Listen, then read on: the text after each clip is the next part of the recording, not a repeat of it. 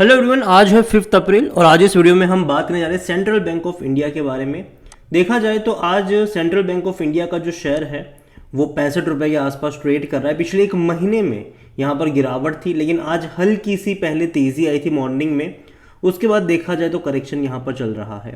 एक महीने का ग्राफ काफ़ी इंटरेस्टिंग है। पहले एक बड़ी गिरावट से गुजरा और बाद में देखा जाए तो धीरे धीरे अब ये रिकवरी दिखा रहा है। एक साल में खूब पैसा बना है, 165% का ग्रोथ है। बात करेंगे उसके बारे में, लेकिन उससे पहले अगर आपने अभी तक चैनल को सब्सक्राइब नहीं किया है तो प्लीज़ अभी इसे सब्सक्राइब कर लीजिए, क्योंकि आगे भी बहुत सारे वीडियोस हैं जो आपको काफ़ी ज़्यादा हेल्प करेंगे। तो 65 रुपये का शेयर है सेंट्रल बैंक ऑफ इंडिया का और सरकारी बैंक है ये। बेहतरीन तेज़ी आई है एक साल में। 5 साल में अगर आप देखो तो 5 साल का सबसे बड़ा मूव्स यहाँ पर देखने को मिला है। इवन अगर आप मैक्सिमम ग्राफ देख लोगे तो ग्राफ इंटरेस्टिंग है। पहले एक बड़ी तेज़ी आई थी, बड़ी गिरावट आई, बड़ी तेज़ी आई और उसके बाद बड़े लंबे करेक्शन से गुजरा और अब जाके तेज़ी की तरफ जाने की कोशिश कर रहा है ये। और वॉल्यूम्स यहाँ पर बड़ी मात्रा में है। 1,70,00,000 के आसपास के शेयर यहाँ पर ट्रेड होते आज नजर आए हैं। कंपनी अगर आप देखोगे तो ऑल टाइम हाई 212 का था, लो यहाँ पर 10 रुपये के आसपास का था। मार्केट कैप 56,000 करोड़ के आसपास का देखने को मिल रहा है।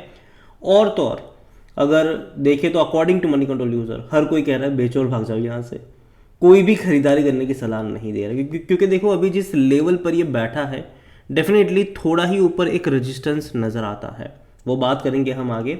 लेकिन जहाँ तक बात करें डिविडेंड को लेकर तो अभी भी पे करना स्टार्ट नहीं करा है, जबकि जो बाकी पीएसयूज है जिसने भी 2015 से पे करना बंद कर दिया था डिविडेंड, उन्होंने एटलीस्ट 2022-23 में पे करना स्टार्ट करा। उनमें से एक पंजाब नेशनल बैंक भी है, बैंक ऑफ महाराष्ट्र भी है।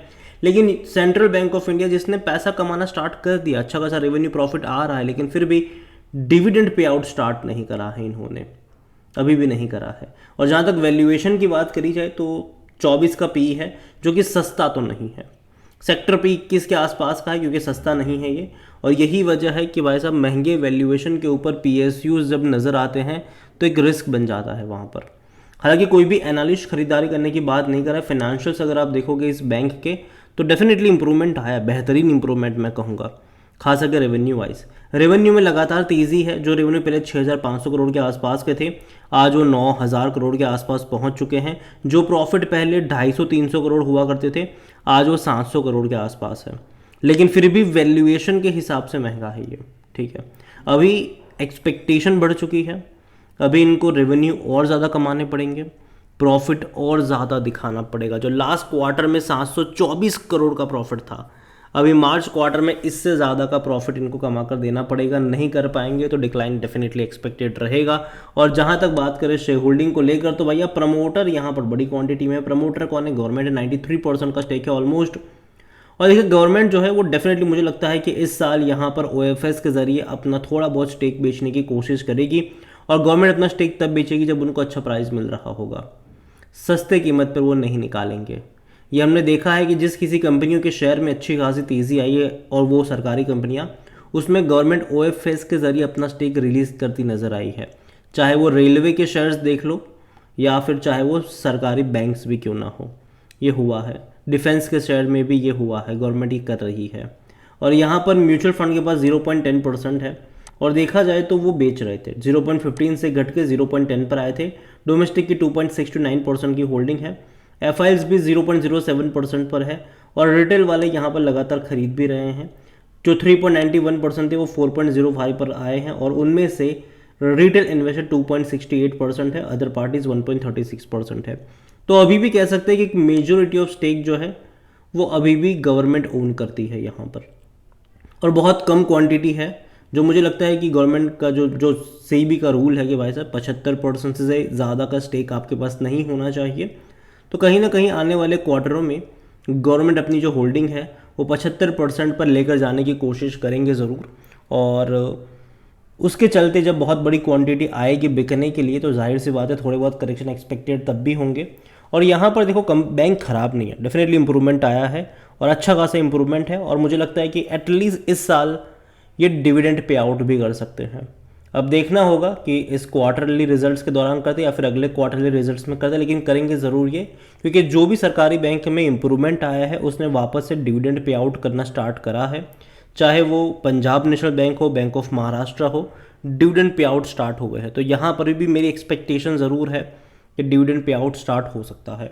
सेंट्रल बैंक ऑफ इंडिया अगर आप देखोगे तो डेफिनेटली अच्छी रफ्तार आई है, और इससे पहले भी अगर आप देखोगे तो शेयर जो था वो 75 रुपये पर गया था। एक बड़ी रफ्तार आई थी, 50 से 75 पे गया, वापस गिरावट आई, वापस तेज़ी आई, 67 रुपीज़ के करीब गया था ये, वापस गिरा था, वापस 67 रुपीज़ के करीब गया, वापस गिरावट आई, वापस अभी 65 पर है। और मुझे लगता है कि कहीं ना कहीं ये जो 65 से 70 का लेवल है वो एक रेजिस्टेंस के तौर पर काम कर सकता है। स्पेसिफिकली 67 रुपीज़ का लेवल, मुझे लगता है कि वहाँ से एक प्रॉफिट टेकिंग जो है वो नज़र आ सकती है। और वैल्यूएशन के हिसाब से भी ये महंगा ही है। अगर सस्ता होता तो अज्यूम करा जा सकता है कि उसको ब्रीच करके ब्रेकआउट दिखा देगा, लेकिन महंगे वैल्यूएशन के ऊपर है। और अभी इनको जो क्वार्टरली रिजल्ट्स आने वाले नंबर्स इनको रिपोर्ट करने हैं वो बहुत अच्छे रिपोर्ट करने पड़ेंगे। अगर नहीं अच्छे करेंगे तो गिरावट एक्सपेक्टेड रहेगी यहाँ पर। देखिए ओवरऑल अभी मेरा यही रवैया है कि जिसके पास है वो होल्ड कर। देखो लॉन्ग टर्म के लिहाज से मुझे लगता है कि कोई दिक्कत नहीं है, धीरे धीरे इंप्रूवमेंट आएगा।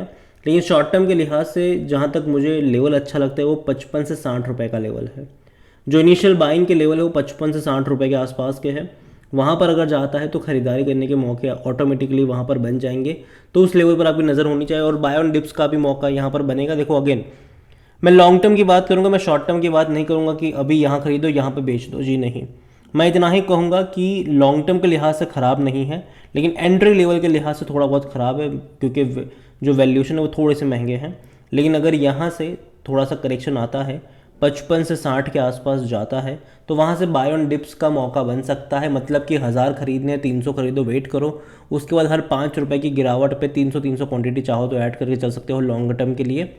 और मैं इतना ही कहूँगा कि यहाँ पर अच्छी बैंक है ये, इम्प्रूवमेंट आया ज़रूर है। उम्मीद करते हैं कि आगे और अच्छे इंप्रूवमेंट्स यहाँ पर देखने को मिले, और डिविडेंड पे आउट करना भी स्टार्ट कर देंगे, अभी तक पे नहीं कर रहा है। और नतीजे इम्पॉर्टेंट रहने वाले हैं कि किस तरीके से नंबर्स इसके आते हैं। तो ये तो हुई सेंट्रल बैंक ऑफ इंडिया की। और सिर्फ यही नहीं, अगर आप देखो तो सेम प्राइस पर बैंक ऑफ महाराष्ट्र भी ट्रेड कर रहा है। इसका भी चार्ट पैटर्न कुछ सेंट्रल बैंक ऑफ इंडिया जैसा ही बना है, और ये ब्रेकआउट का सिनारियो दिखाने की कोशिश कर रहा है। क्योंकि इससे पहले भी देखो तो 66-67 रुपीज़ पे जाने के बाद गिरावट आई थी, अब दोबारा इसी लेवल को टेस्ट कर रहा है। और अगर आप चाहते हैं कि मैं बैंक ऑफ महाराष्ट्र के ऊपर भी एक डिटेल वीडियो बनाऊं तो कमेंट में उसका भी नाम लिखेगा। जितनी ज़्यादा कमेंट आएगी उतना ही जल्दी वीडियो आएगा। वीडियो को यहीं पे एंड करता हूँ। पसंद आया हो तो लाइक करें, शेयर करें। चैनल में अगर पहली बार है तो प्लीज़ सब्सक्राइब करें। और सेंट्रल बैंक ऑफ इंडिया के बारे में भी क्या सोचते हो वो भी आप मुझे कमेंट में लिख के बता सकते हैं। Thank you.